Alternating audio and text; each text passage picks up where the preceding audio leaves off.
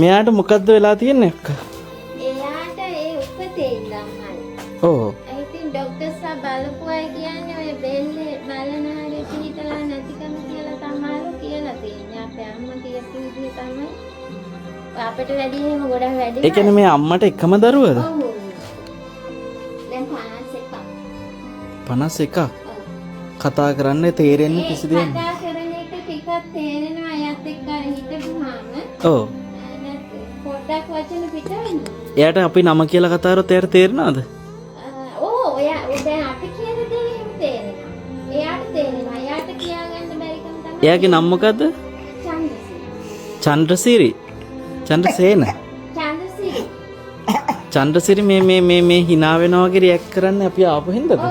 සතුටට. ඔව්. චන්ද්‍රසිරි ඔයාව බලන්න ආවේ. පව් එයාට කතා කරන්න ඕනකම මොන හරි කියා ගන්න ඕනකම තියෙනවා. අම්මද මේ ඔක්කොම නාවන්නේ කරන්නේ?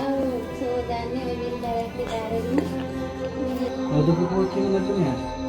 රෝද පුටුවෙන් දාන්නේ. නෑ මේ විල්බෑරවට කොට්ටයක් දාලා තමයි ඔය තවන්නේ ගොන්නේ. අර බෙල්ල එක විදිහක නෑනේ. මේ විල්බෑරව තමයි එයාව කලු කරන් යන්නේ නේ මේක කියලා.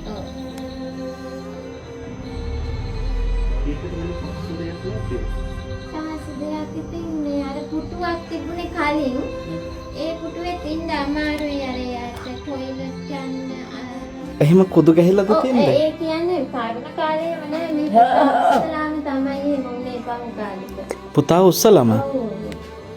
අම්මේ අම්මයි වාඩි වෙන්න. වාඩි වෙන්න. ඉඳගන්න මට වාඩි වෙන්නේ. ඉඳ ගන්න.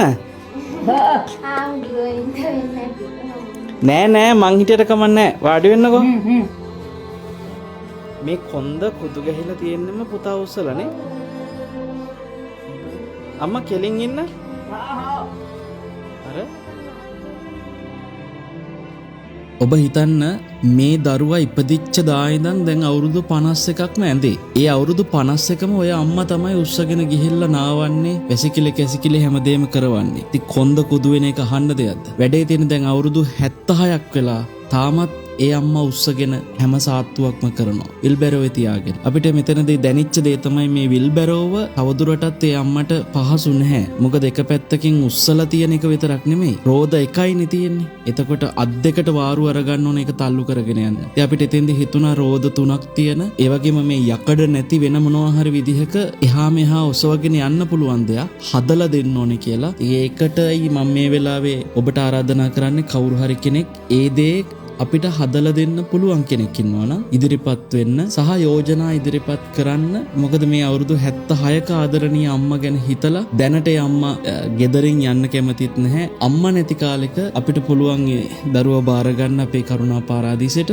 විල්බැරෝ වෙනුවට ඔසවගෙන යන්න පුළුවන් යමක් අපි හදලා දෙනවා නම් ඒක මේ දරුවගේ ජීවිත කාලෙටම එයාව බලා ගන්න කෙනෙකුට ඒක පහසුවක් වේ. ඔබට අවසානයේදී කියන්න තියෙන්නේ මේවා දකින්නකොට දැනෙනවා අවුරුදු 51ක් මනුෂ්‍ය ජීවිතේ ඉපදිලා ඇඳේමයි හිතන්න මොනවද මේ ජීවිත මේ දකින්නේ කර්මය මිසක් වෙන කිසි දෙයක් නෙවෙයි. අම්මත් ඒ කර්මය ගෙවනවා. ඒ කර්ම කරනකොටව දැනෙන්නේ නැහැ. ඒ විපාකේ ගෙවනකොට කරපු බව මතකත් නැහැ. හොඳට සිහිබුද්ධියෙන් ඉන්න ඔබට මේ දෙකම ඇහෙනවා පේනවා. හිතන්න මේ තමයි සසර. මේ ලෝකේ ඉන්න හැම අම්මා කෙනෙක්ම තමන්ගේ ජීවිත කාලේ එකම එක දවසක් හරි තමන්ගේ දරුවන්ට කියන දෙයක් තියෙනවා.